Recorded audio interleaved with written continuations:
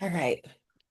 There's a woman in my life whose strength has shaped me and stretched me, and whose resilience has stretched me again, made me so much more and better than I am. Today, I get to ask her questions. Hey, Nita. Hey, girly pop. Hi, welcome to the Next Chapters DMV podcast. She is a second time guest, and I'm so excited to have her. So let's hop right in. Are you ready? I'm so excited. Thank you for Okay. What is one thing that you had to unlearn to become who you are today? I think one thing that I've had to unlearn recently entering my 40s is that I know, right? Is that I used to see it as a weakness to forgive because I wanted to hold on to how that person made me feel. And now I recognize that forgiveness is actually a strength. And so having that shift in mindset and understanding that like you are holding on to something, but it doesn't affect or hurt that person, it literally only hurts you. And Mm, so like reminding myself, like, Donita, what does it cost you to hold on to that? Because you're the one not able to sleep, and that person is probably not even thinking about you, already forgotten what the situation may have been. So unlearning that and like constantly practicing it because it's hard because ah, I want to say like you made me mad. I don't want to forget that. You made me mad, but forgiving is so much more powerful because you are giving yourself the freedom to feel peace like no other. absolutely. I totally agree. Forgiveness can really be hard. Well, when did you realize that you were stronger than you thought? I think that I think I'm just now coming to that realization. My mom and I recently went to breakfast after a follow-up appointment at the doctor, and I showed her a video um of of myself when I was in recovery, and it brought her almost to tears because she was like, that actually happened. We lived through that and you made it. And I was just thinking to myself, like, you know what? I did that. I'm a survivor. I made it. I came out on the other side of it. I'm still doing the things that I was doing before. Maybe it takes a little bit longer to do them, but I'm getting it done. So, grateful to Yeah. God. And just to give our listeners a little bit of context, you want to let them know like what you survived. Sure. So I had a brain tumor. And they found it February of 2023. And so I had brain surgery to have it removed in May of 2023. It was a pilocytic astrocytoma. And so I'm almost 3 years out from brain surgery, which is crazy. Yes, it's really good to to just have you here and hear your story. It's so beautiful. So glad you're here with us today. How do you handle self-doubt? Ooh. I think for me, I pride myself on having a really good group of friends because when you have the right people around you, even when you can't find it within yourself, those people remind you of who you are. And I think that it's important for me because sometimes I am like doubtful or overcome with like anxiety and things. And then I have people in my life, including you, who will say, like, girl, look at this, look at all you've endured, look at all you've been through, all of your achievements and you are that girl. And I say to myself, Yes, yeah, you are that girl. So you it's are that important. girl. Thank you for see. Yeah. Case in point. And so I think it's important to have people around you who can remind you when you sometimes may forget. Like you start to doubt yourself and your what you can do or what you're capable of, and then you have reminders that people that remind you of all that you've accomplished and remind you of what you're capable of. That's important. hmm Yeah. And I think this is a perfect segue to my next question. What would you tell your younger self? Woo, girl, so much. Advice would you give? Okay, So so let's narrow it down. Just tell me one advice that you would tell your younger self. one piece of advice that I would tell my younger self, I think it would be important for how young are we talking? Are we talking like teenage Donita? Are we talking like School age? Are we talking about college age? Like how much younger are we going? Let's go with adolescence. So between the ages of 15 and 18. I would definitely tell my high school self that, like, girl, don't take everything so serious. Because at that time, I just was very much like, by the book, it's got to be a certain way. And you got to, and I have learned now as I am older, have gotten older, that there are multiple ways to get to the same end. It doesn't have to be so stringent and rigid. Mhm. And you kind of, I think that I personally kind of stopped myself from having certain experiences and like lived experiences, not necessarily that I regret, but I think that would have been beneficial for me at that time if I had just like allowed myself to live a little bit of life. It'll be okay. Mistakes will be made, things will happen, and you will be all right. Yeah. Yeah, If but then, only we knew, right? yes, yeah. And this question can be more than one, but I want to know what door did you have to walk through alone? Um, so I immediately thought back to the decision to have surgery because the doctor is like he gave me a decision to have either a biopsy or to have the surgery to remove it. And prior to that, I had never been hospitalized for anything. No pregnancies, no tonsil removal, no broken ligaments or anything. So this is literally my first experience. And so I'm just like, I don't want to have brain surgery. I was as terrified of the surgery as I was of having the tumor in my head. Like it was like a super overwhelming thing. And so I would ask people like, should I have the biopsy or should I do the surgery? And people are like, especially my mom, my best friend, they're like, whatever you choose, we'll stand with you. And I'm kind of like, but you're not going to tell me what to do. You're Yeah. not going to say what to do. And they're like, no, you have to make the decision. It's ultimately your choice.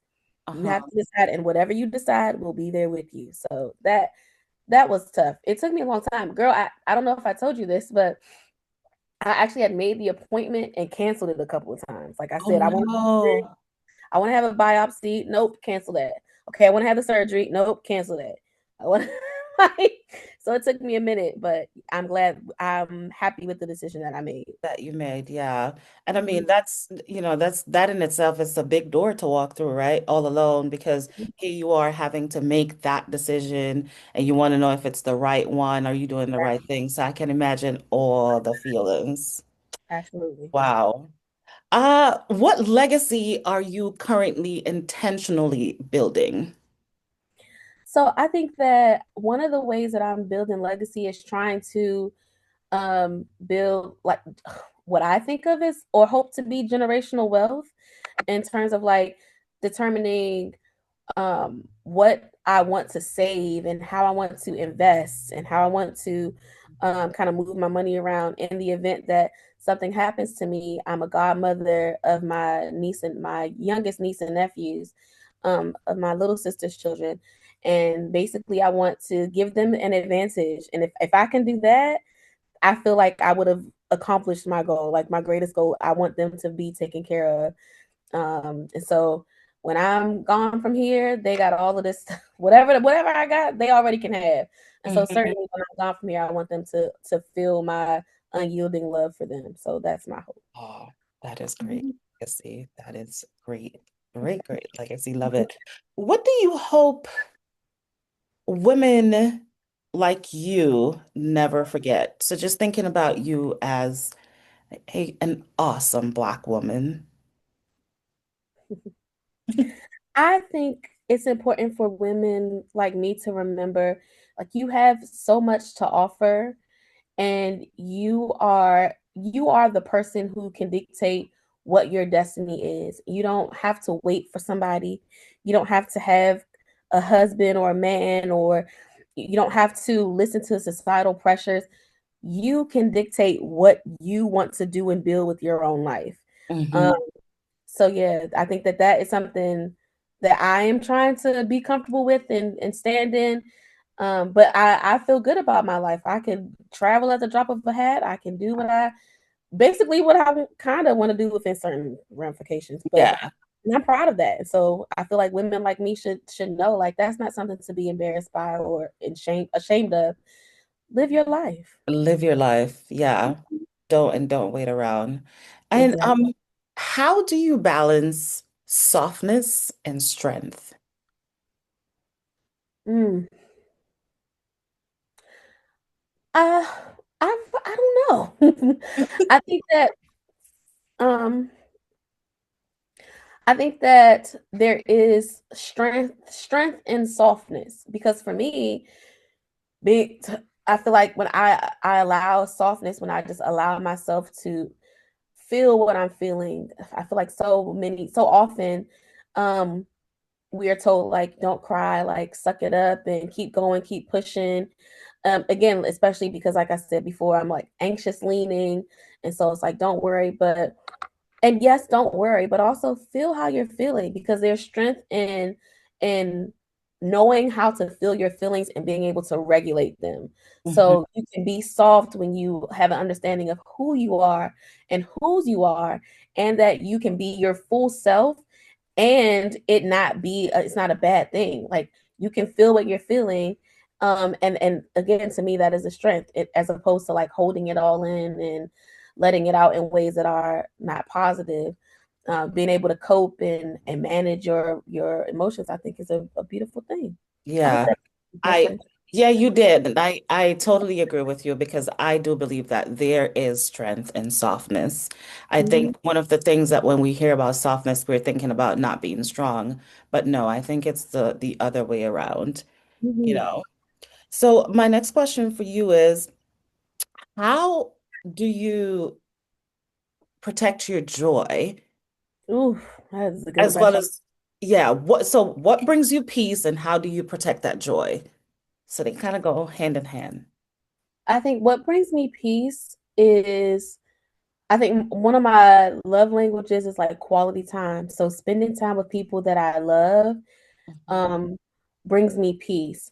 And I protect that by not allowing a whole bunch of people into my circle. That's just the reality of it.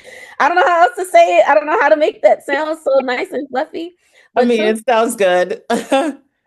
I think I've heard a saying, it might not be exactly like this, but something like, it's better to have two quarters than a bunch of pennies. You know what I mean? Like, Yeah. so I have solid people around me. I don't Hmm. need to be in a room full of people. I got my two, three friends, my good friends. That to me is worth more than gold. And I Hmm. protect that by not allowing people who are going to shift that energy or that mindset or bring negativity or um that talking about people. So I would rather not. So the way that I protect my peace is to just stay in my little circle with my little bubble of people. And I love that. Yeah. Hmm. What do you hope the next generation of girls understand about themselves? Oh, that takes me back to one of the questions you asked me previously. I'm reminded of like in my childhood, the idea of like being married and being a mother and all these things are in the forefront. So you as your positions and how you serve are at the forefront of your life as opposed to like you being who you are first. And so I think that it would be my hope that generations under or younger than us understand like yes, it's great to be those things, and also you can just be you. If you decide that you don't want to be Uh, those things, even those, if you do decide to be those things and you take on those titles, you're not just who you are as a servant to others, you are who you are to yourself, and that's what's most important. yeah, love that. And what does alignment feels like for you? Ooh, I feel like when things are aligned, things just fall into place and you just kind of know like this is where I'm supposed to be.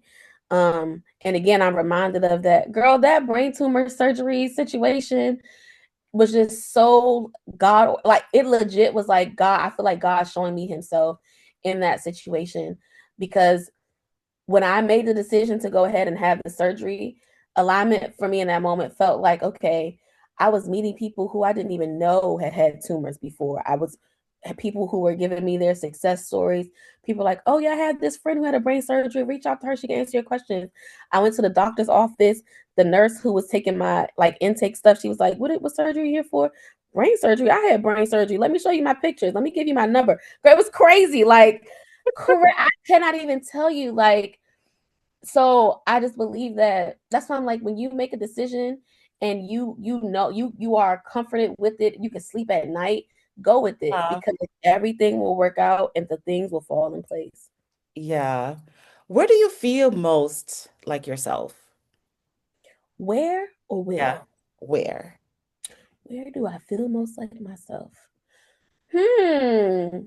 Yeah. Near, near the water and with listen. We are Some the real water people for sure.